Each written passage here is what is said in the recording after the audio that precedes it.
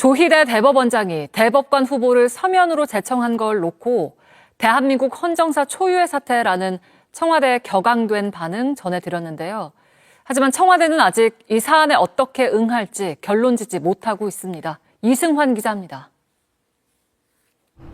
조희대 대법원장의 대법관 후보 서면 제청과 관련해 청와대의 고심이 깊어지고 있습니다. 앞서 청와대가 이번 사안을 대한민국 헌정사 초유의 사태로 규정한 만큼 정치적 법적 파장과 여론을 고려해 신중하게 대응 방안을 정하겠다는 겁니다. 이런 사항 자체가 전례가 없기 때문에 지난 87년 이후에 여러 전례, 관례도 살펴보고 또 법률적인 부분들도 검토해 나가면서 아마 이 사태를 어떻게 다뤄야 될지 숙고하고 있는 그런 상황입니다. 사전 합의된 김성수 서울고법 부장판사 임명 동의안만 국회로 보내고 손봉기 대구지법 부장판사에 대해선 다시 제청을 요구하는 방안이 검토되고 있습니다.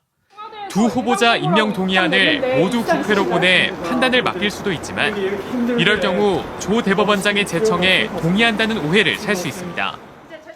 청와대 관계자는 JTBC와 통화에서 손 부장판사 임명 동의안을 국회로 보내면 이런 엉터리 제청을 우리가 인정해주는 꼴이 된다며 선례를 남기면 안 된다고 말했습니다. 법원 행정처 폐지 카드까지 꺼내들며 강경한 목소리를 내온 더불어민주당은 조 대법원장이 직접 국민 앞에 나와 진실을 밝혀야 한다고 촉구했습니다. 반면 국민의힘은 대법원장의 제청권을 무시하고 결재를 강요한 노골적인 사법부 장악 시도라고 비판했습니다.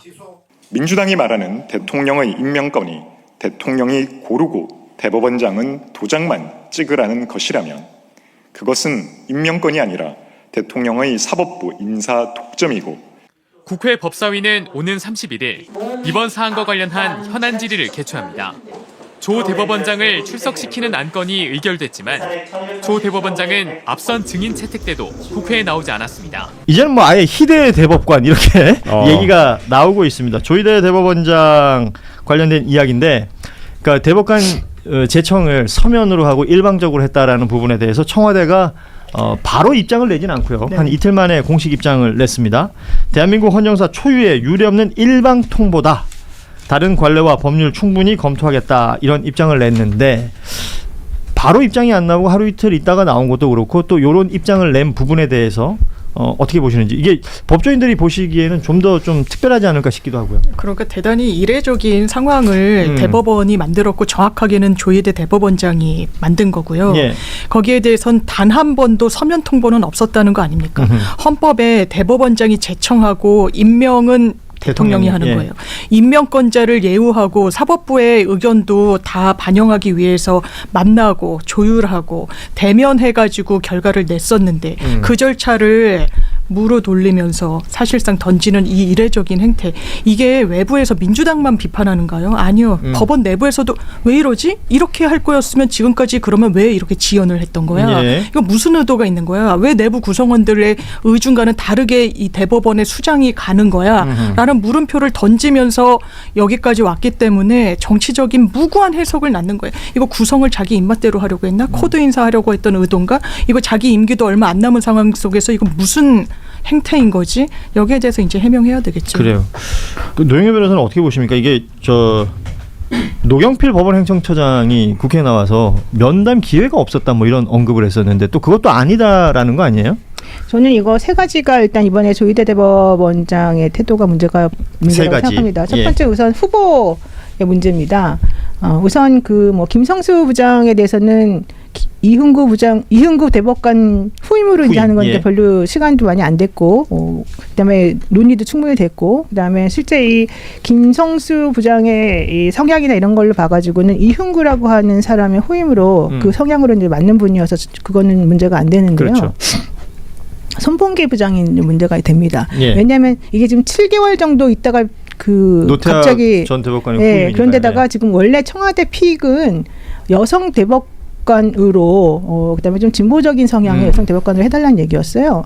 사실은 이제 그게 맞아요. 왜냐하면은 노태학 대법관 자체가 물론 뭐 아주 진보는 아니었지만 어쨌든 그분도 이제 문재인 대통령 때 이제 임명된 분으로 그러면 이제 전체적으로 333의 그 대법관 원래 구성하면서 실질적으로 이 법원과 대통령과 국회 이 세 군데에서 사실은 이제 서로 간에 자기의 그걸 역할을 하는 거잖아요. 근데 그런 측면에서 보자면 첫 번째 임명할 수 있는 그런 대법관이었기 때문에 또 상징적인 의미도 있고 그래서 법원에선 대법관 후보로는 사실은 김민기를 해달라고 했었어요. 그때는 처음에는 김민기 우리는 안 된다라고 했었었는데 조희대 대법원장이 그러니까 이름은 이렇습니다만 여성이시죠. 예, 여성이죠. 그러니까 처음에 안 된다고 했는데 그러다가 나중에 여성으로 해달라 했더니 그럼 박순영과 김민기 둘 중에 하나로 해서 박순영을 하겠다 이래요. 그러니까 정확하게 청와대가 픽하는 분은 싫다는 거예요. 무조건. 그래놓고 이번에 7개월을 버티고서 결국 하더니 지금 선택지가 손봉기하고 김민기 둘이었는데 또 역시 그중에서 손봉기를 한 거예요. 그렇습니다. 그 자체가 일단 한번 끝까지 해보자라는 것밖에 안 되는 거고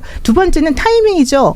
하필이면은 전당대회 끝나고 난 다음에 탄핵 얘기 막 나오고 이제 좀 정확하게 뭔가 할 것 같으니까 직무얘기 나오고 그러니까 전당대회 끝나자마자 바로 이제 재청을 했다는 거죠.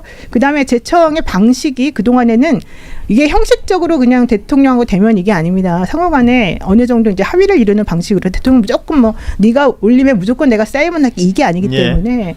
그렇다면은 이 하는 방식 자체가 합의를 조금 통해서 하는 건데 이번에 정무수석하고 우리는 합의했는데요. 뭐 이런 얘기를 해요. 그러다가 아닌데요. 대통령한테 우리가 만나달라고 했는데 안 만나줬는데 뭐 이런 얘기를 하는 거잖아요. 근데 지금 청와대나 이쪽에서 나온 게 그렇지 않다는 얘기였잖아요.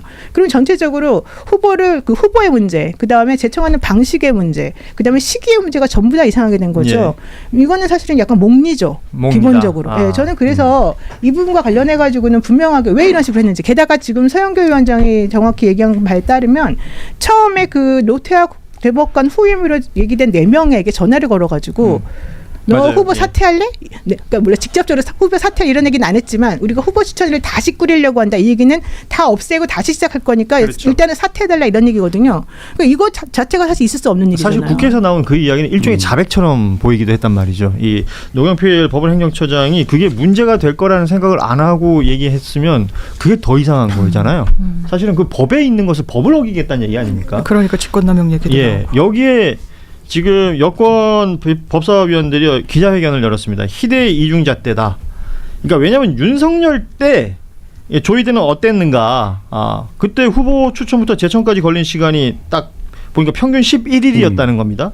그리고 관행을 지켰다. 뭐냐. 윤석열을 직접 독대해서 만나서 그러니까 3번의 만남이 있었고 그 이후에 1년의 과정들을 진행했다. 그러니까 윤석열 때는 이랬는데 이재명 대통령이 되고 나니까 왜 이러는 거냐라는 부분을 짚는 거잖아요. 그러니까 대법원장 뭐 검찰 특수부 이런 데가 제왕적 무소불위 이런 타이틀이 앞에 붙는 때가 있어요. 이게 뭐냐면 권력에 대한 직접적인 인정을 하지 않을 때예요. 지금 이 행태는 우리가 흔히 뭐 쓰는 표현으로 정치의 사법화를 막아야 된다라고 하는데 정확하게 사법의 정치화죠. 이거는 조희대 대법원장이 하는 정치죠 지금. 그러니까 정치 행위이다. 그 노 변호사님이 잘 정리해 주셨지만 이거는 본인들의 의지를 관철시키고 정치적으로 이렇게 하면 니네 곤란할 걸. 우리가 이렇게 하면 니네 만약에 나 탄핵한다 그러면 너희 정치 프레임에 걸릴 걸. 그리고 이렇게 1+1 패키지로 하면 니네 어떻게 할 건데. 그렇죠. 뭐 이거 하나는 합의된 거고 하나는 뭐 계속 손봉기는 향판에다가 문재인 정부 때도 대법관 후보의 물망에 올랐고 하니까 우리를 더 지원할 걸? 뭐 이런 식의 말하자면 계산을 깔고 한 행위이고 이거를 지금 여러 방송에서 얘기하고 있지만 고상하게 재청권이 뭐고 뭐 동의가 어떤 과정이고 임명권이 뭐고 이게 헌법상의 구성 요건이 어떻고 이런 얘기를 해봐야 이게 안 말리고 지금 이쪽에서 기다리고 있는 건 우리가 협의가 안 돼갖고 재청했는데 이 재청한 후보들이 결격 사유가 별로 없는데 다 얘기할 수 있는 사람들인데 민주당이 또 대법원장 탄핵하려고 한다. 이거 사법 독립성 흔든다. 왜 사법 독립성 흔드냐? 공소 취소하려고 그러는 거 아니냐? 이 논리로 가는 프레임을 짠 거고 조희대 대법원장이 이렇게 나올 수 있는 이유 중에 하나는 지난번 대선 과정에서부터 드러났듯이 이재명 대통령을 바라보는 기본적 시각 자체가 문제가 있는 거 아니냐? 그러면 우리가 소위 말하는 법조 사법 엘리트 카르텔에서 대통령에 대한 어떤 불인정 대통령 혹은 대통령 권한에 대해서 시비를 걸어도 우리 쪽이 지원하는 세력들이 충분히 프레임으로 맞서서 싸워줄 수 있다. 뭐 그런 것들이 종합적으로 작용을 해서 예. 지금 벌인 정치행위라고 보고 그래서 예전에 사법부에서 파동이 나면 뭐 4차 사법 파동이다. 예. 5차 사법 파동이다. 뭐 이렇게 불렀어요. 저는 이번 사건은 사법부에서 난 1차 정치 파동이라고 봐야 된다라고 봅니다. 그러니까 이건 저희 대법원장이 정치를 하겠다라고 들어온 거고 이렇게 하실 거면 법복을 벗고 하셔야 돼요. 네.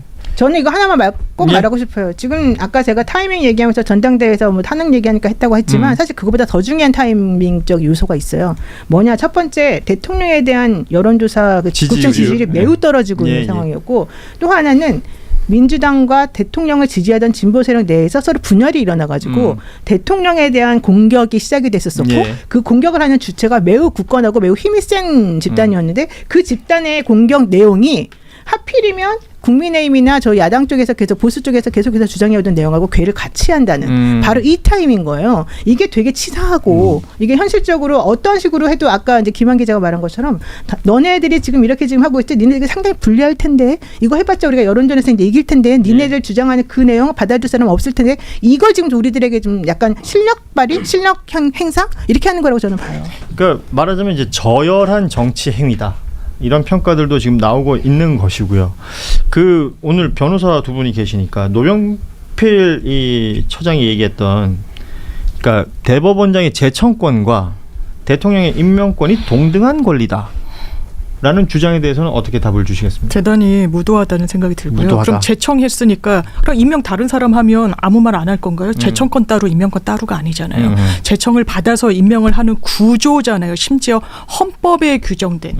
재청하라고 해서 재청했는데 뭐가 문제야. 이거는 행정부의 수반에 대한 예의가 전혀 없는 거예요. 이건 행정부 수반에 대한 예의를 떠나서 국민에 대한 예의가 아닌 거예요. 선출된 최고 권력자에 대한 이런 행태를 사법부가 보인다는 거 언제 이런 전례를 우리가 본 적이 있습니까? 대단히 이상하다.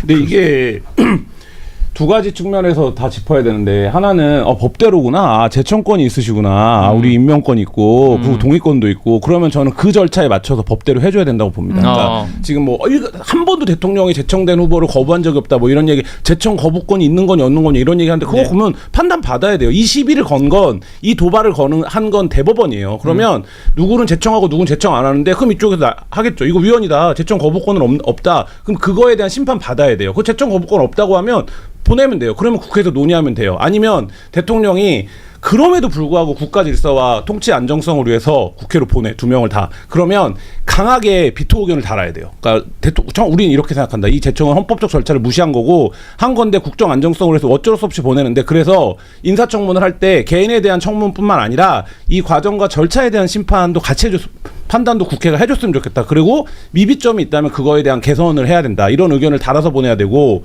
국회도 이게 오면 기존까지는 잘하실 수 있겠구나. 소수자 대변하실 수 있겠구나. 경력이 이러시구나. 이러고 이제 넘어가는 거잖아요. 대법관은 국회에서 동의서 안 써주면 동의 안 하면 임명 못 해요. 그렇죠. 네, 그러면 국회도 여기서 부결시킨다. 이런 해서 법대로의 권한을 밟아줘야 되고 또 하나는 이런 거죠. 이 재청권과 임명권을 따지는 게 웃기는 게 예전에 이제 윤석열 정부 때 많이 비판했던 게 뭡니까? 민주당은 맨날 탄핵한다. 맨날 탄핵만 한다. 우리가 뭐 하면 탄핵은 법적으로 위법이 아니에요. 해요. 민주당은 뭐라고 맨날 윤석열을 비판했던 겁니까? 맨날 거부권만 행사한다. 거부권도 대통령의 권한이에요. 그러면 법대로가 각자의 자리에서 하면 어떻게 되는 겁니까? 국정 운영이 안 돼요. 그러니까요. 예, 네. 그러니까 입법, 행정, 사법이 협의하에 이거를 진행할 수 있게 법을 다 공부하신 분들이니까 한 문장 안에 넣어놓은 거잖아요. 그걸 하라고. 근데 법원행정처장이 그거를 해석하는 가장 권위 있는 자리에 있는 사람인데 나와갖고 우리는 재청권이 있고요. 임명권이 있으시니까 알아서 하시면 되고 이거는 사실상 협조를 하지 않겠다라는 뜻을 밝히는 거기 때문에 그에 상응하는 정치적인 대응과 그리고 그들이 말하는 그 법적으로 했을 때 어떤 권한이 될 때 그래서 그 책임을 법원에 조희대 대법원장한테 돌려줘야 돼요. 멀쩡한 판사 하나가 대법관이 될 수도 있었는데 안 된 이유는 뭐냐면 조희대 대법원장이 이렇게 헌법적 절차를 지키지 않았기 때문에 이건 조희대 때문이다. 이거를 정치적 책임을 명확히 해줘야 된다. 길게 얘기하셨지만 지금 이제 네.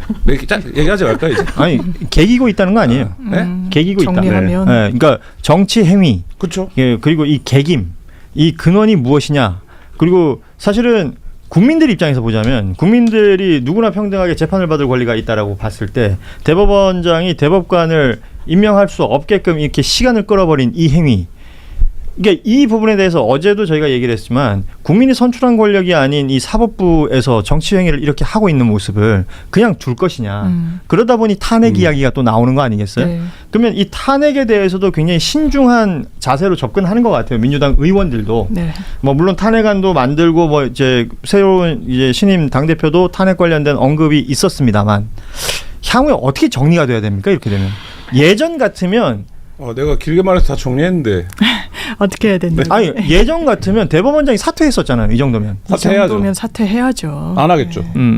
그러니까 안 하면 근데 어떡할 여기서 바로 중간 단계 빌드업 없이 탄핵으로 넘어가잖아요. 그게 조이대와 보수가 기다리는 기다리는 거지. 길이에요. 맞아요. 이게 덫이에요. 예. 그러면 뭐 말하면 그거 봐, 니네 어차피 조이대 인정 안 했잖아. 조이대 맨날 불신하고 조이대 맨날 탄핵하자고 했잖아. 그 사법 독립도 흔들어 버리네. 이거 법적인 권한인데 우리 행사했을 뿐인데 니네 임명 안 하면 되는데 탄핵으로 간다 그러니 이렇게 가요. 그러니까 이게 정치라고요. 그러니까 그렇지. 지금 이 조이대가 예. 한 판단이.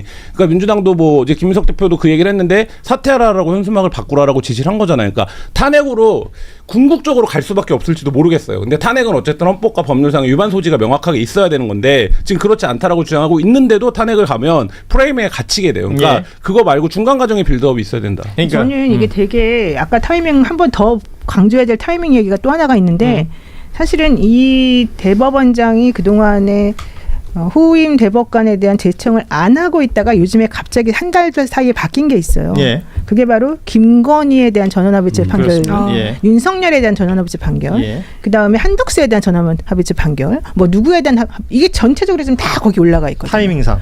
타이밍상. 하필이면 이게 딱 다 올라가 있고 되게 중요하게 이제 정점을 찍어야 되는 바로 그 타임에 딱 올리면서 야, 한 명은 내가 꼭 무조건 내 마음대로 할 거야. 지금 이걸 보여주고 있는 거잖아요. 그래서 이걸 기다리고 있었던 것 아니냐라는 얘기까지. 그래서 그 모든 것들이 정치 행위다. 그러면 이- 진짜 나쁘네요. 저열하다라는 표현이 여기서 또 등장하게 되는 건데 이 상황은 지금 아시다시피 이제 국회 법사위 여권 의원들 중심으로 탄핵 이야기와 그 이후 상황들을 지금 만들고 있습니다. 서영교 법사위원장이 기본적으로 탄핵해야 된다고 생각하면서도 국민 공감대 형성을 해나갈 것이다라는 말도 이 부분을 염두에 둔 것이라고 보이고요. 조희대 대법원장은 여전히 침묵을 지키고 있습니다. 그러나 법원 행정처장 입에서 나왔던 말들 하나하나 그냥 넘길 수 있는 말들이 없기 때문에 이 일련 상황들 다음 순서까지 또 보도록 하고요. 조희대 대법원장이 정말 질질 끌다 거의 7개월 만에 드디어 이제 후임 대법관을 임명 제청을 했어요.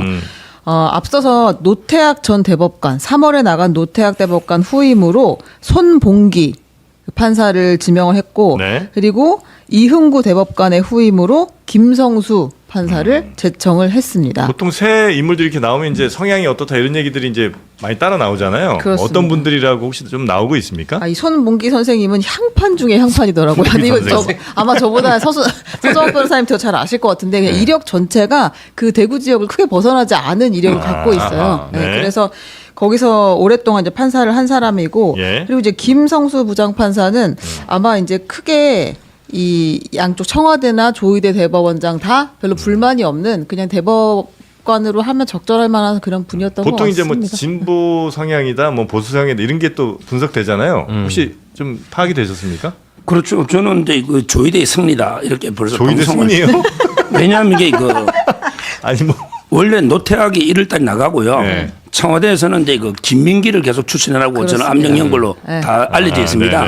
김민기는 이제 우리법연구회 좌파 중에 좌파 판사고 남편이 또 헌재 재판관 오영준 재판관이에요. 그거 안 된다. 부부를 한 명이 헌재 재판관인데 한 명이 또 대법관이면 안 된다. 그래서 조희대 대법원장이 1월 달인데 이제까지 버틴 거예요. 그러면서 다음 달에 이제 이흥구 나가니 그러면 이게 2명 하면 한 명은 청와대 뜻에 따라 한 명은 이제 그 대법원장이 뜻에 따라 끝까지 버티다가 2명을 이번에 추천한 거 아닙니까? 저는 조희대가 그 대법원장이 그래도 한 명 손봉기 이분이 아주 법조계 평판이 좋아요. 이런 데 지방의 향판들도 한 분씩 원래 다 들어갔거든요. 저는 이분이 아주 원칙 판사다 이렇게 봐요. 그리고 이제 김성수 이분은 유명한 재판 같은 거 보통 한 번씩 있지 않아요? 대구에서 막 계속 계셔갖고. 초임제가 대구고 대법원에 연구 안 하고 계속 대구에서만 있었기 때문에 대구 법원장까지 대구에 뭐 큰 사건이 없잖아요. 그러니까 원칙 그냥 일반 판사다 보고 김성수 이분은 이제 뭐 광주가 고향이고 아마 청와대에서도 문제가 없을 거예요. 따라서 저는 한 명 한 명 네. 이랬는데 왜 김민석 대표가 뭐 퇴학당하고 싶어 어쩌고 저쩌고 하면서 왜 날뛰는지 이해가 안 돼요. 근데 지금 요 말이 무슨 과정에 말인지. 좀 문제가 좀 있었다고 봐야 되겠죠. 일단 기본적으로 그 대법원장이 제청을 할 때 청와대에 찾아가서 대통령과 이야기를 하고 합의한 후에 이제 발표를 하는데 네. 이번에는 그냥 서면으로 저 이 사람 할게요 하고 그냥 보내버렸다는 거예요. 그 청와대에서 굉장히 당황했습니다. 아주 불쾌했다. 네, 불쾌한 그 기류가 아주 역력했고 그리고 네. 당에서도 바로 반응이 나왔는데요. 그 오늘 아침에 그 김민석 대표가 처음으로 이렇게 부르는 것 같네. 김민석 당 대표가 조이대 지금 뭐 잘라달라고 하는 거냐. 거의 퇴학을 구걸하는 불량 학생 같다라고 이야기를 했고요. 네. 그리고 송영길 의원도 이 서면 제청까지 대통령 패싱하고 그냥 혼자 정해 이 조이대 탄핵해달라는 이야기다. 탄핵 쌓이고 착오도 넘친다. 그리고 이건태 의원도 이건 대통령의 임명권에 대한 도전이다라고 반발했습니다. 그러니까 탄핵 얘기는 그 송영길 의원 같은 경우는 지난 전당대회 과정에서도 얘기를 한 적이 있었던 것 같고요. 그래서 지금 굉장히 여당에서도 또 청와대에서도 불쾌하게 생각하고 있는 것 같은데, 그러니까 원래 절차는 대법원장이 후보를 이렇게 정해서 대통령과 함께 상의하고 그 다음에 이렇게 제출하는 것. 이것이 이제 기본적인 그동안의 관례였는데 네. 이걸 완전히 따르지 않았다는 거죠. 그렇습니다. 네. 그러니까 이게 좀 이제 문제가 있는 게 대법원장하고 대통령하고 이 이제 대법관 임명 제청과 관련해서 갈등은 여러 차례 있었어요. 그러니까 예전에는 좀 오래 전으로 올라가면은 네. 박철원 이게 6공까지 올라가는 거예요. 그러니까 네. 박철원 막 이때까지 올라가면은 아니 이거 50 때였나? 박철원이 네. 청와대 정무비서관 할 때가 있는데 대법관 후보자들 면접을 받습니다. 청와대에서 뭐 이런 시절도 있었어요. 네, 네. 그러다가 이제 2003년에 노무현 대통령 때 지금과 같은 뭐 후보 추천위원회 이름이 좀 달랐는데 이런 네. 거를 만들어 가지고 옛날에는 그냥 서열대로 올렸어요 무조건.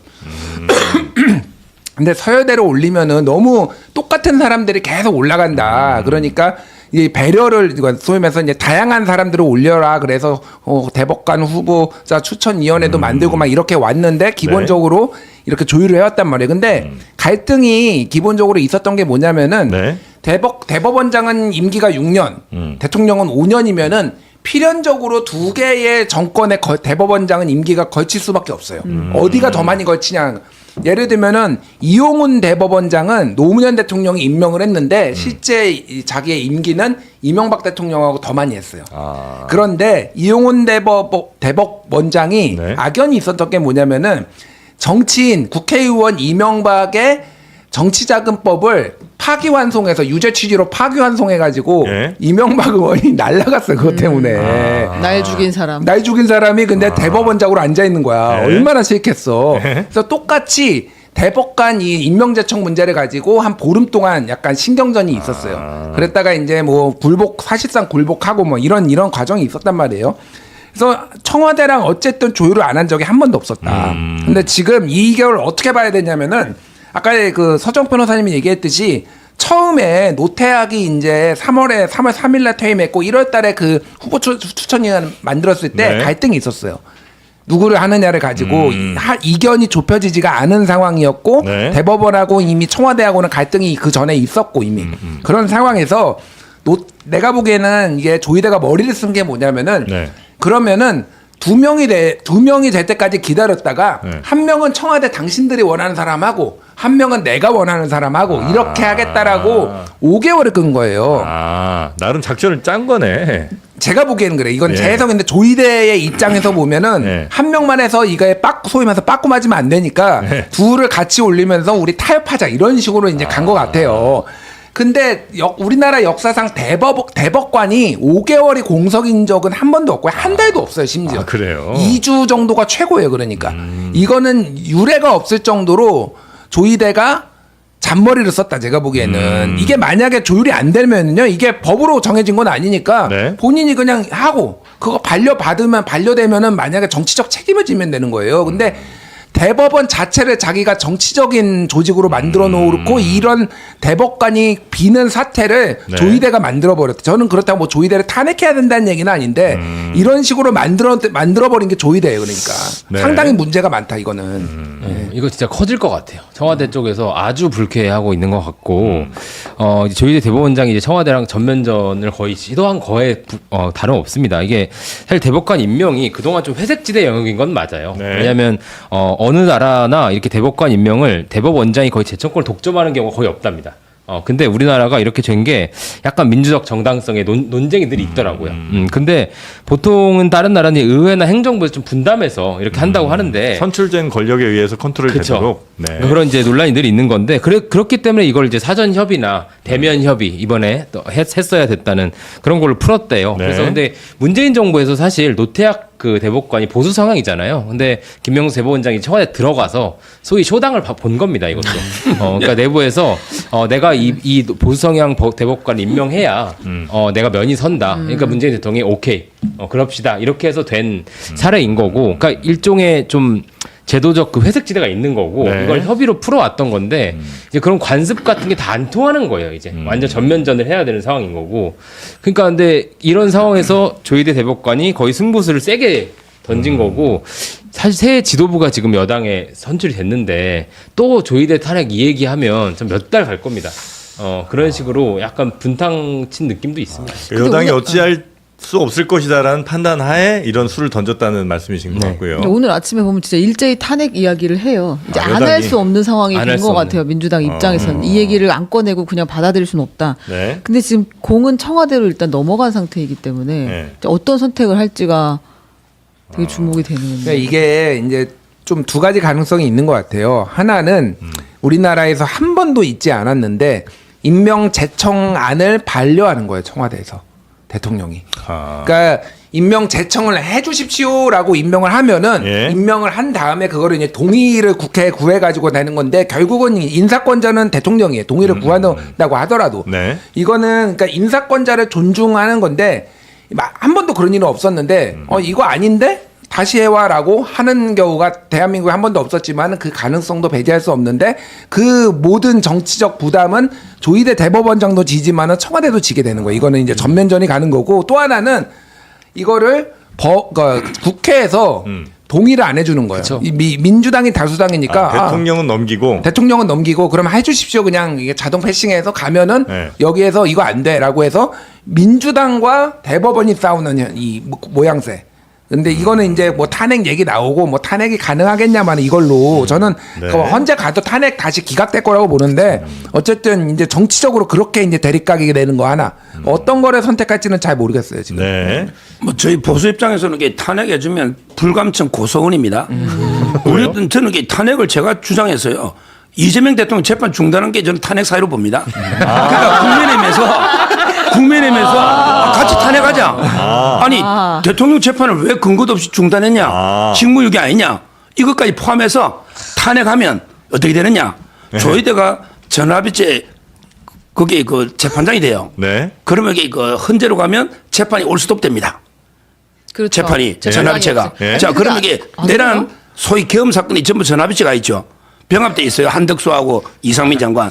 좀 있으면 이제 박성대, 윤석열 때 오죠. 그러면 대법원의 구속기한이 6개월이에요. 전부 이게 일단 풀어주자 이거야. 다 풀어주자고 우리 윤 대통령 모두 장관들. 그러려고 아니 재판이 중단돼 있으니 6개월밖에 구속 못 하잖아요. 재판이 헌재로 가면 이게 180일이니까 조희대 대법원의 임기가 내년까지예요. 임기 1년도 안 남았어요. 나이가 만 정년이 70이기 때문에. 그래서 저는 뭐 탄핵해가지고 재판 중단해서 윤 대통령부터 쫙 풀어주놨고 전합의체 하자. 그리고 그 재판 중단도 탄핵사유 여차. 그렇게 왜 재판 중단? 이것도 한 판단 받아보자는 거야. 그 그러니까 국민의힘에서도 탄핵이 찬성이네 그러면? 저는 대찬성이죠. 저는 이재명 대통령 재판을 왜 중단했는지 이해를 못하는 사람입니다. 아니 근데 질문. 그 대법원장이 없어도 대법관 자체는 전체 14명이잖아요. 그러면 무슨 행정처장이 원래 재판에 안 들어가지만 누구라도 아니면 뭐 1, 2, 3부 중에 누가 그냥 소부 대표가 할 수도 있는 거 아니에요? 그런데 그 재판장이 완전히 배제된 게 아니고 정지가 돼 있기 때문에 직무가 그 상태에서 이게 배제하고 하가 나중에 탄핵에서 기각됐을 때 이 재판 절차가 또 무효가 될 수가 있어요. 따라서 이게 그 정지가 될 때는 기다립니다. 대법원장은 직무 대행 체제가 갈 수 그 거리가 됐을 때인데 이거는 네. 일시 정지가 됐는데 네. 부당한 탄핵이니까 헌재에서 기각되면 복귀하잖아요. 네. 그래서 이게 기다리는 거예요. 아니 거리가 되면 다 대행이 하죠. 근데 거리가 안 되면 대행이 없이 정지가 일단 되는군요. 그렇죠. 그런 상황이 왔을 때 자칫하면 전에 지금 들어가 있는 사람들 다 나올 수도 있고 6개월이죠. 아니, 이것도 와, 이거 근데 되게 복잡하네. 아니, 근데 6개월이라고 해서 다 풀어주진 않는데 이제 이거는 뭐 주장이에요. 그래요? 그러니까 지금 대법원 전원합의체에 가 있는 게 방금 얘기했던 내란 사건도 있고 김건희 명태균 여론조사 그 무죄 나온 것도 지금 전원합의체에 갔어요. 왜냐하면 명태균 여론조사와 관련해서 윤석열은 징역 2년, 이를테면은 뭐 오세훈도 지금 뭐 집행유예 받고 아니, 벌금 1,000만 원 받고 뭐 이게 다 이 김건희는 무죄 받고 그러니까 이거를 교통 정리를 하기 위해서 지금 전원합의체로 갔거든요. 사실은 대법관이 다 차야 돼요. 전원합의체 권위가 있으려면 전원이 있어야 되고 그래서 어찌됐든 이거는 정치적으로 좀 잘 해결을 해서 가야 된다 이렇게 생각을 합니다. 저는 탄핵은 오바라고 봐요. 지금 그래요. 이거는 거의 99.9% 기각된다. 탄핵 가면 헌재에서. 희한한 그림이에요. 탄핵을 오히려 국민의힘에서도 또 적극적으로 이렇게 바라실 줄은 몰랐습니다. 아니 근데 말씀하신 것처럼 그 정말 대법원이 다 찬다, 14명이 다 찬다 그러면 그때부터 조희대 대법원장이 정말 속도를 낼 가능성도 있어요. 이를테면 그 김용 부원장의 재판이라든지 지금 쌓아놓은 것들 계류된 게 엄청 많기 때문에 그냥 기일 잡아가지고 다 선고해버리면 대법원이 엄청나게 키를 쥐게 되는 셈이죠, 그것도. 그럴 수도 있다. 네. 알겠습니다. 자, 그래서 일단 지금 여당에서는 뭐 탄핵 얘기가 많이 나오고 있는데 실제 거기까지 바로 가기는 아마 쉽지는 않을 것 같고. 어제 국회에서 도대체 너 왜 그러냐 들어보려고 조희대 대법원장 출석하도록 의결을 했는데 조희대는 안 나오고 법원 행정처장이 나왔습니다. 노경필. 왜 그랬냐 국회의원들이 물어봤는데 뭐라고 답했는지 먼저 들어보시죠. 두 분이 만나서 합의한 이후에 서면으로 보냅니다. 근데 두 분이 만날 합의할 기회를 주시지 않았기 때문에 결국 마지막 남은 방법밖에 없었습니다. 대통령과 협의를 해야 된다면 나아가서 저희는 국회와도 협의를 해야만 그 동의권을 침해하지 않는 셈이 돼서 그건 적절하지 않다고 생각합니다. 일단 저 부분은 사실 확인이 필요합니다. 대통령을 만나려고 했는데 못 만나게 했다. 그래서 종이를 보냈다. 어떻게 봐야 될까요? 이게 말인지 밥인지 모르겠어요. 대통령을 만나게 해달라 하는데 안 만나게 해줬다? 아니 이재명 대통령이 지금 조희대 대법원장하고 행사 때나 이럴 때 만난 게 한두 번입니까? 그러니까요. 오부인하고 만난다 그래가지고 같이 만났던 적이 한두 번입니까? 그게 아니잖아요. 뭐 협의를 한다는 게 꼭 만나야 될 필요가 있는 건 아니거든요. 네. 예를 들어서 서면으로 미리 어떤 것 부분이 조율이 된 다음에 만나는 거지 아무것도 없이 그냥 대법관 제청해야 되니까 만나주십시오. 뭐 이런다고 만나시겠어요? 협의를 하려면 기본적으로 어떠한 틀을 가지고 누구를 선임할 예정인데 이 부분에 대해서 어떻게 생각하십니까? 이런 사전 교감이 있어야 만나는 거지. 뭔 일이 있다고 그냥 무조건 닥치는데 만납니까? 그리고 지금까지 관례가 대면으로 만나서 상의해서 이런 사람을 하면은 어떻겠습니까? 이렇게 결정해서 해왔지 않습니까? 아니 근데 지금 저 말 안에는 그런 게 있는 거예요. 내가 대통령하고 단판 한번 줘볼게 만나서 이러자는 뜻하고 마찬가지잖아요. 그렇죠. 사전에 조율을 해서 어떤 사람이 될지. 근데 지금 이제 대통령 임명권에 관한 부분도 얘기하지만 현실적으로 대법관 추천위에서 추천을 한다 하더라도 대법관들을 다 신상들을 확인하는 과정들이 없었을 거란 말이에요. 결격 사유가 있을 수도 있는 거고요. 뭐 하다못해 대법관 추천위원회에서 부동산 문제 재산까지 다 들여다보지는 않잖아요. 그러면 행정부의 협조가 필요한 상황이란 말이에요. 그럼 추천위에서 추천한 사람 가운데 어떤 사람이 검증을 통과할 수 있을지 그걸 확인하는 절차도 필요한 거예요. 그러면 청와대 협조가 사실은 필요한 거란 말이에요. 그럼 사전에 내가 이 사람을 추천하고 싶은데 이 사람이 어때요? 라고 하는 절차들은 필요할 수밖에 없어요. 그러면 본인의 의사가 먼저 들어가야 되는 거 아닙니까? 그러면 그거를 가지고 사전에 조율하고 이런 과정들이 있고 난 다음에 대통령하고 대법원장이 만났을 때 뭐 이렇게 추천해서 고생하셨습니다. 뭐 이러면서 감사합니다. 이렇게 해가지고 끝나고 그 다음에 추천하면 되는 거잖아요. 근데 조희대 대법원장의 태도는 이런 거죠. 나 만날래. 만나서 내가 해결해 볼게. 이게 뭡니까? 말도 안 되는 절차 가지고 얘기하는 거잖아요. 만날래를 하긴 했을까요, 정말로? 저는 그거부터 의심스러워요. 어떤 식으로 어떤 절차를 통해서 만나겠다고 한 건지 정말로 공식적 절차를 통해서 몇 월 며칠 날 사실은 행정부 수반하고 사법부 수반이 만난다는 것 자체가 정치적인 논쟁거리가 될 수 있기 때문에 두 분이 만나기 위해서는 굉장히 공식적인 절차를 거쳐서 개방적으로 돼야 돼요. 예를 들어서 아무런 접점도 없고 아무런 협의점도 없는 상태에서 대통령하고 대법원장이 그냥 둘이 만난다고 생각해 보세요. 그러면 어떻게 사람들이 그걸 해석을 하겠어요. 근데 그런 거에 대한 공식적 절차도 없이 내가 만나자고 했는데 안 만나줬다. 무슨 소리야 이게 도대체. 어떻게 보면은요. 이게 조이대의 대선 불복이다 이렇게 볼 수도 있는 겁니다. 지금까지 대법관 임명은 대법관을 어떠한 사람으로 하면 좋겠다 사전 협의를 해가지고 모양새를 대법원장이 대통령을 만나서 이렇게 조율하고 대통령이 임명하는 형식으로 해왔는데 나 안 만날래. 만나지 않을 거야. 그리고 나는 이렇게 하면 돼. 이렇게 해버리면 이거는 대통령을 인정하지 않겠다. 결국은 대선 불복이다. 왜?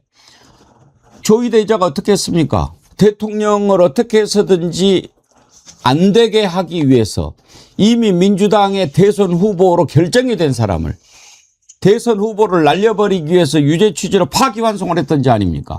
이제는 마음속에 이재명 대통령을 대통령으로 인정하지 않는 마음이 있는지도 모르겠습니다.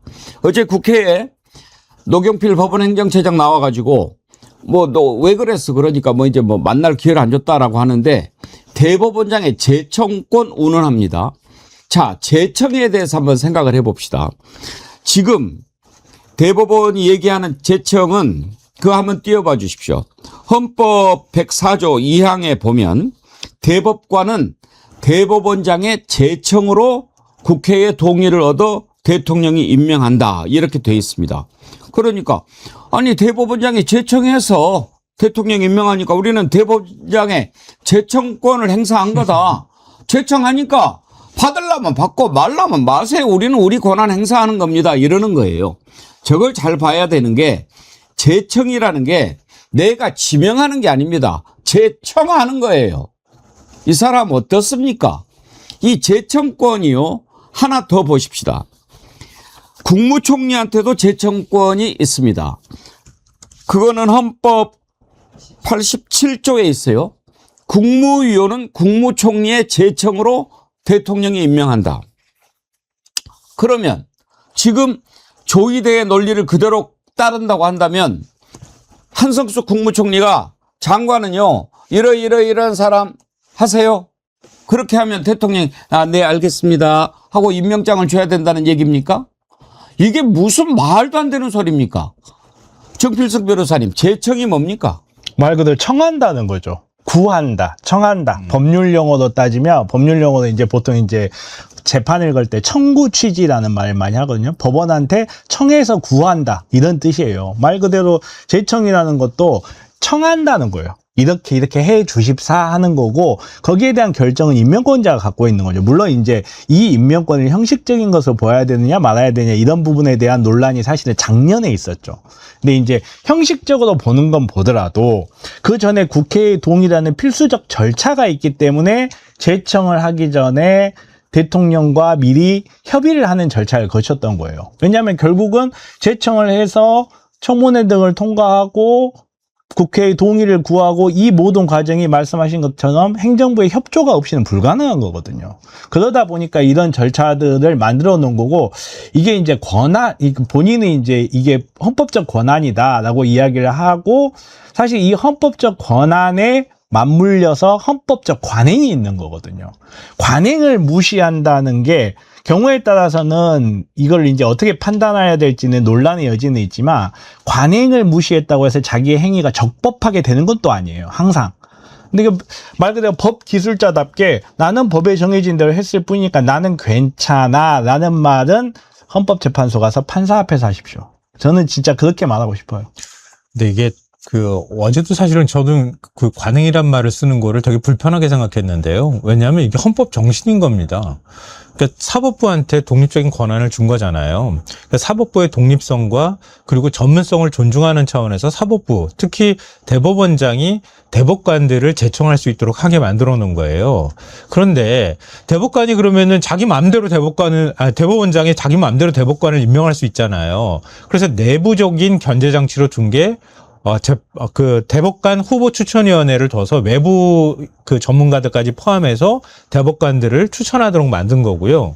그럼 그 중에서 대법원장이 한 명을 추천을 하되 거기에 2개의 단서 조항이 달려 있잖아요. 하나는 국회 동의권이라는 게 들어가 있거든요. 국회 동의를 얻어야 되는 거고요. 그러니까 우리가 흔히 말할 때 임명 동의를 얘기하는 겁니다. 국회에서 표결 절차를 통해서 동의를 해줘야 되는 거예요. 그리고 또 하나 행정부 수반으로서 여기에 일종의 견제권을 가질 수 있도록 만들어 놓은 게 바로 대통령의 임명권인 거예요. 그러니까 대법관은 그냥 대법원장 마음대로 추천해가지고 내가 제청해가지고 대통령이 그냥 임명하는 거야 이렇게 될 수가 없다는 거예요. 그렇죠. 그게 헌법 정신에 그대로 투영이 되어 있는 거고요.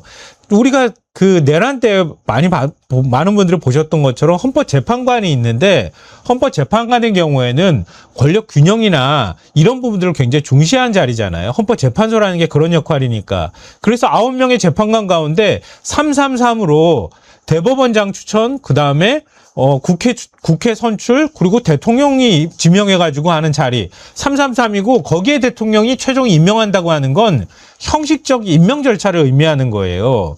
그러니까 그거하고 이거하고는 다르다는 거죠.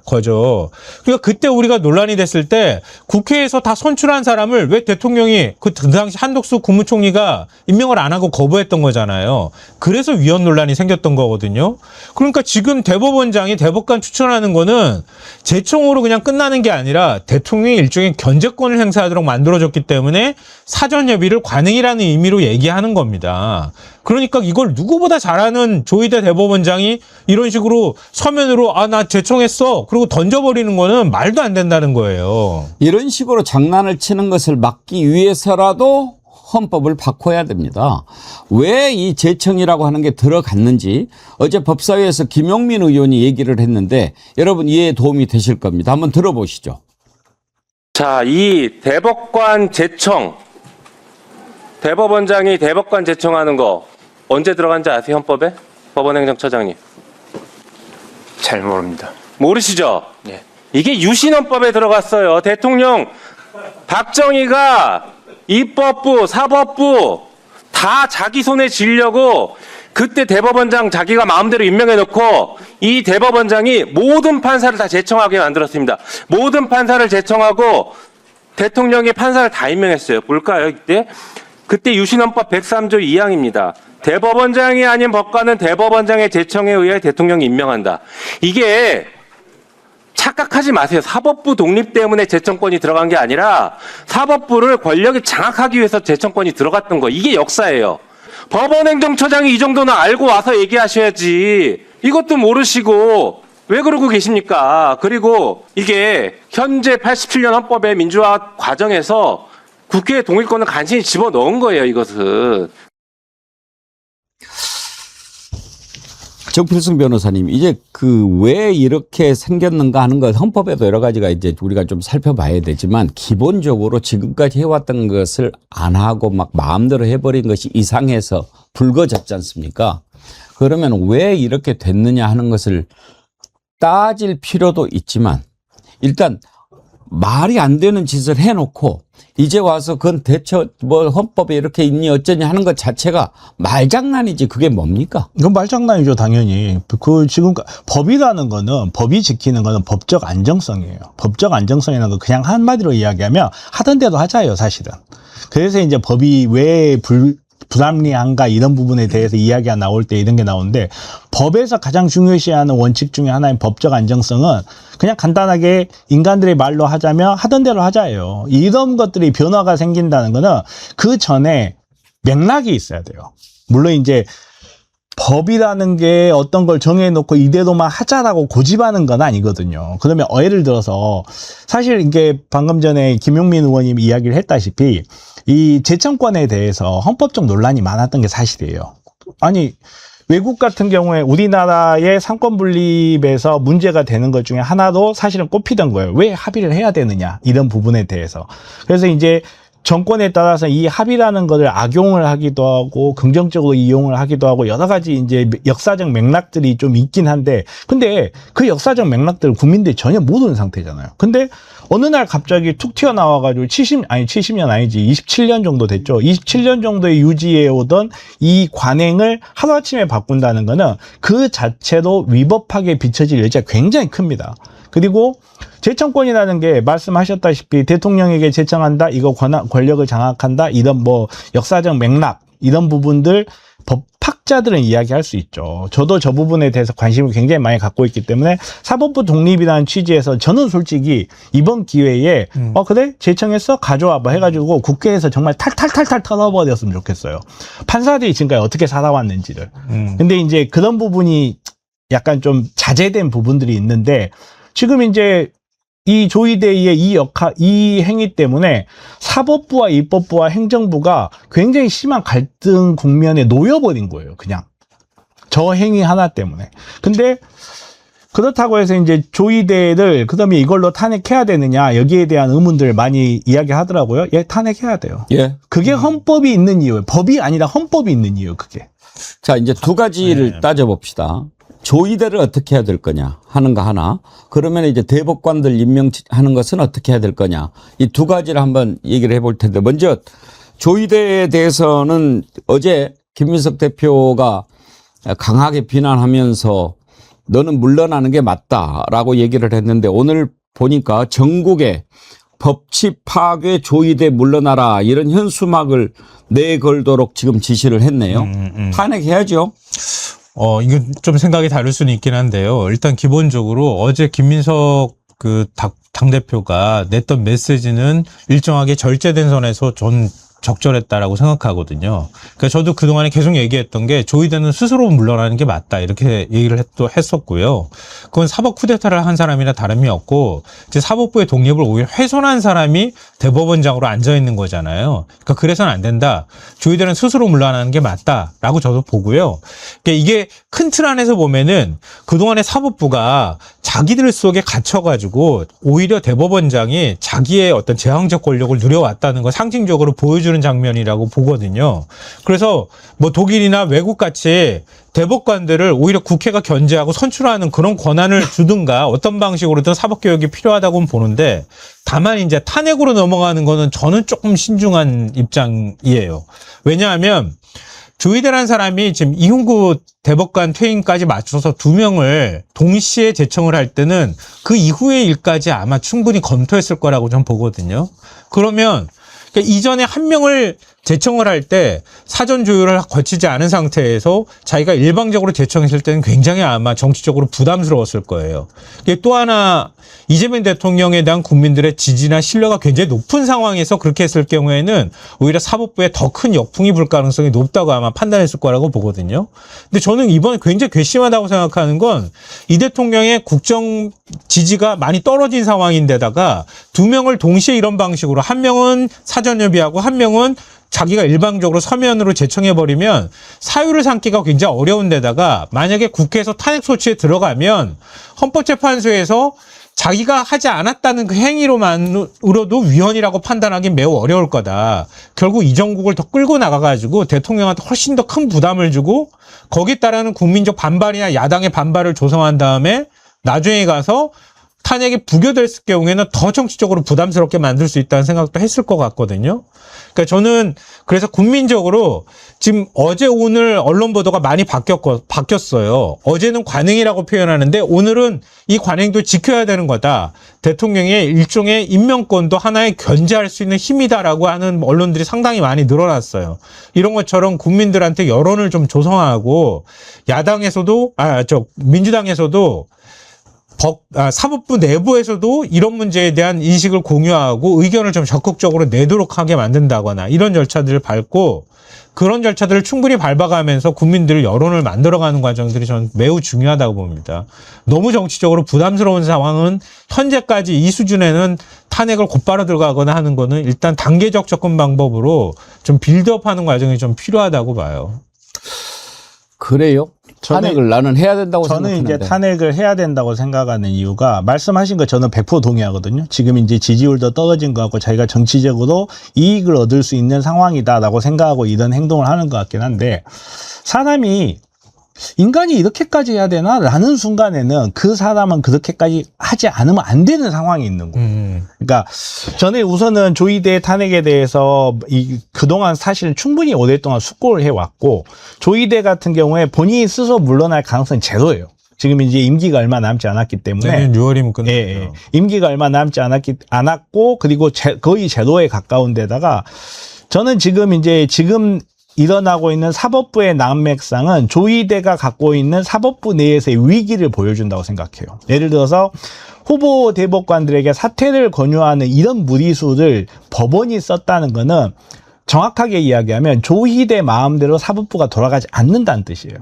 예를 들어서 기존에 있는 법관들을 조이대가 장악을 하는 상태가 유지가 된다면 두 명이 누가 들어오건 신경 쓸 필요가 없어요.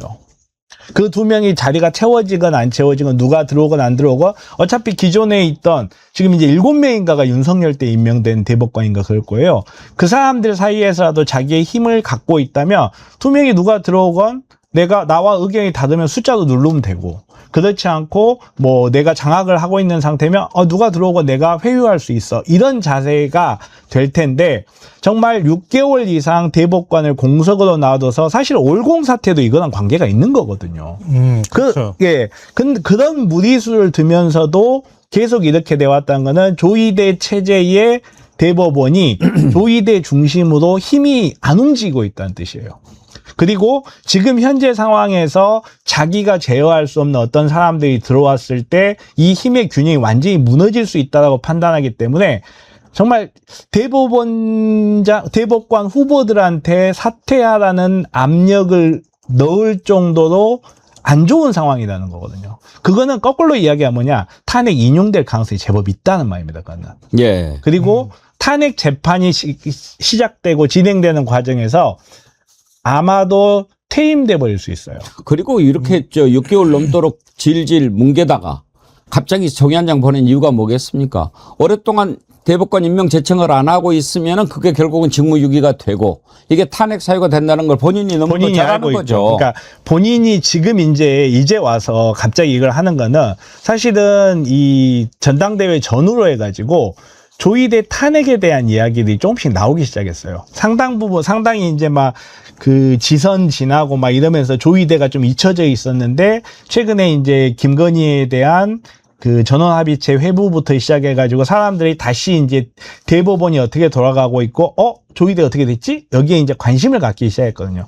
그 관심을 가진 상태에서 본인도 이제 본인 나름대로 위기감을 느끼는 거죠. 내가 이대로 버티다가는 정말로 탄핵이 올라갈 수 있다. 이런 걸 느끼는 건데 조이대가 내가 이걸 하면 탄핵이 안 될 거야라는 기대를 갖고 있는데 저는 그 기대를 채워주면 안 된다고 생각합니다. 그러니까 저는 말씀하신 거에 저도 다 동의하고요. 이게 본질적으로 보면은 그 민주적 정당성을 갖고 있지 못한 사법 권력이 특히 대법원장이 국민이 직접 손으로 선출한 그러니까 대통령이라는 사람의 권한에 도전하는 행위를 하는 거란 말이에요. 그러니까 이거는 용납할 수 없다. 그 선에 대해서는 저 동의하고 민주당 내부에서 탄핵 요구가 나오는 것도 전 충분히 이해할 만하다고 봐요. 근데 앞서 쭉 말씀드렸던 것처럼 그런 부담에다가 또 하나 더 덧붙이자면 이게 사법부하고 헌법재판소의 싸움이 되는 측면이 있단 말이에요. 그러니까 사법부에서 도저히 용납하지 못하겠다고 그동안에 얘기를 해왔던 그러니까 권한을 가지고 서로 다퉜던 거잖아요. 헌법 해석권을 둘러싼. 그래서 지난번에 재판소원제에 대해서 사법부가 그렇게 반발한 것도 최종적으로 헌법재판소에서 자기가 판결한 걸 결정하는 구조가 돼버리기 때문에 자신들의 위에 헌법재판소가 올라간다는 인식을 가지고 있기 때문이기도 하잖아요. 그러니까 거꾸로 보면 헌법재판소에서 탄핵을 결정하기가 매우 어려울 수도 있다는 거예요. 저는 만약에 이게 탄핵으로 가잖아요. 저는 헌법재판소에서 6개월 이상 끌어가지고 각하로 갈 것 같아요. 그러니까 그런 결론이 나올 때 각하로 가더라도 그동안 기간에 조이대 꼴을 안 볼 수가 있잖아요. 근데 그렇게 되면은 대법원장이 직무가 정지되는 사태가 벌어져요. 나중에 그게 또 연장이 안 된다고 그러던데요? 어떤 게요? 예를 들어서 탄핵을 하지 않습니까? 그러면 직무가 정지가 되지 않습니까? 안 되니까 임기가 제가 봤을 때는 헌법재판소 입장에서는 정치적 시비도 피하고 그리고 뭐 법적인 이런 판단 부담 때문에 저는 임기 끝날 때까지 버텼다가 임기 끝났으니까 탄핵 재판 더 이상 할 의미가 없다 하고 각하로 갈 것 같아요. 이미 그러면은 어차피 그때부터 내년 6월인가요? 이자 임기가 끝나는 날이? 그때까지 조의대 직무를 정지시키면 되는 거 아니냐? 그러면 이렇게 되는 거죠. 대법원장이 직무가 정지된 상태에서 전합을 열기 어렵다고 그래서 내란 사건들을 줄줄이 연기해 버리는 거죠. 이것도 우려될 만한 부분 중에 하나예요. 그거는 가능한 시나리오이긴 한데 조의대가 지금 하고 있는 행태로 봤을 때는 사법부를 장악하지 못한다고 저는 생각을 하고 있어요. 그러면 조의대가 빠졌을 때 과연 대법원장 대행이나 이런 사람들이 그런 좀 일반인들이 봤을 때 이해가 되지 쉽게 납득되지 않는 이유로 김건희라든지 내란 재판을 지연시켜가지고 이 사람을 풀어준다라는 이런 최악의 악수를 드는 거는 오히려 조의대가 거기에 있을 때 가능성이 높지 조의대가 아닌 다른 사람 나는 조의대 꼴이 되지 말아야지라고 생각하는 그 사람이 그렇게 할 것 같지는 않습니다. 그래서 제 생각은 그런 거예요. 그러니까 거기까지 끌고 가는 과정들은 이후에 정치적으로 어떻게 대법원이 대응하느냐 이런 것들 지켜보면서 해도 될 것 같고 아까 빌드업이나 단계적인 접근이 필요하다고 말씀드린 건 이참에 더 사법개혁하라. 국회 차원에서. 그러니까 뭐 독일처럼 법관선출위원회에 의회 연방 하원 의원들이 들어가가지고 같이 선출하는 작업을 하든 어떤 방식으로든 민족 절차를 가질 수 있도록 하게 만들든가. 이게 사실은 대법원장 혼자 대법관들이 임명제청권을 갖고 있는 나라는 거의 없단 말이에요. 아시는 것처럼. 그러면 그런 방식으로 사법개혁을 해나가면 되는 거죠.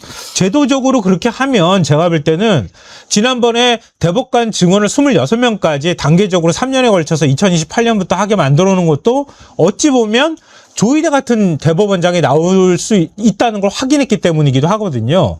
그러니까 이번에도 역시 대법관들에 대한 견제, 인사평가에 관한 문제, 법원 행정처를 없애는 문제, 그리고 대법관을 추천할 때 다양성을 갖도록 하는 문제, 이런 것들 등등 해가지고 미뤄뒀던 사법개혁안들을 강력하게 밀어붙이면 오히려 법원 내부에서 조의대 대법원장에 대한 비토 목소리가 더 커질 수 있다고 봐요. 그러니까 그 방법들을 통해서 국회가 적극적으로 사법개혁에 나서는 게 전 더 필요하다고 생각합니다. 뭐 신중한 접근 충분히 이해가 갑니다만은 지금 국민들의 감정은 조의대 이자 더 이상 보고 있을 수 없다 하는 것이 더 높지 않을까 싶습니다. 송현님. 그리고 대법원 법관들 의자도 너무 높아요. 식당 의자로 바꿔야 합니다. 사실 거기에 대해서도 논의가 많긴 해요. 우리나라는 법원에가 뭐 법대라고 해가지고 법관들이 변호사나 검사보다 훨씬 높은 곳에서 내려다보거든요. 이런 구조를 갖고 있는 나라 일본 정도밖에 없어요. 평등한 위치에서 평등하게 다퉈야 된다는 게 우리 원래 사법 정신인데 우리나라는 사실 법원에 들어가는 순간 그게 다 깨져 있다는 그런 부분에 대한 논의가 사실 굉장히 많습니다. 또 하나 짧게 이것도 살펴봅시다. 지금 이 대법원장의 대법관 제청도 세계적으로 유례가 없는 제도라고 해요. 미국이나 독일은 대법원장에게 대법관 제청권이 없고 대법원장도 그냥 대법관 중에 한 명이라는 거죠. 그렇죠. 사실은 그게 맞아요. 정말 중요한 이야기예요. 대법원장도 그냥 대법관 중에 한 명일 뿐이에요. 근데 우리나라에서는 이 대법원장이 마치 사실은 재판에서는 절대 그러면 안 되거든요. 재판 3명의 판사들이 동등하게 판단해야 되는 거고 대법원도 역시 9인 이상의 판사들이 동등하게 판단해야 되는데 우리나라 재밌는 게 뭐가 있냐면 우리나라 전원합의체를 하잖아요. 그러면 대법원장은 절대 소수에 있지 않는다는 말이 있습니다. 대법원장은 절대 소수 의견을 내지 않아요. 대법원장의 의견이 항상 다수 의견이에요. 이게 굉장히 심각한 문제인데 사실 이런 관행이나 바꾸지. 이런 관행이나 바꾸지. 정말 이런 게 문제가 많아요. 근데 사실 이제 사법부 개혁은 정말 가장 중요한 게 이제 저 같은 경우는 개인적으로 배심제가 강제력이 있는 배심제나 참심제가 들어와야 된다고 생각하는데 개헌이 안 되면 아무것도 안 돼요. 좀. 아까 이제 윤석열 때 임명한 대법관이 7명이라고 하셨는데 제가 알기로는 10명이거든요. 10명.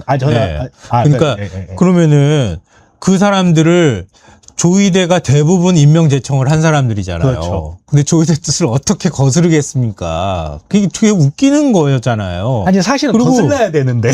그렇죠. 자기 의견을 내야 되는 건데 의견을 못 내는 거잖아요. 눈치 보면서. 그러니까 이재명 대통령 선거법 위반 사건을 전압으로 바로 올려가지고 해도 딱 윤석열이 임명한 대법관들만 딱 동의하잖아요. 그러니까 그런 현상이 나타나는 거고, 법관 인사권 문제도 계속 얘기가 나왔는데 법원행정처를 통해서 대법원장이 인사를 다 내버리니까 판사들이 거기에다가 코드를 맞춰서 전부 줄을 서잖아요. 그렇죠. 예. 그러니까 그런 문제들을 이번 기회에 다시 개혁하는 작업에 들어가야 된다는 거죠. 하여튼 조의대 징글징글합니다. 철웅이님 아주 좋은 아이디어 주셨는데 조의대 앉아있는 의자 스프링을 빼버려야 합니다. 예, 그렇게 하고 싶습니다.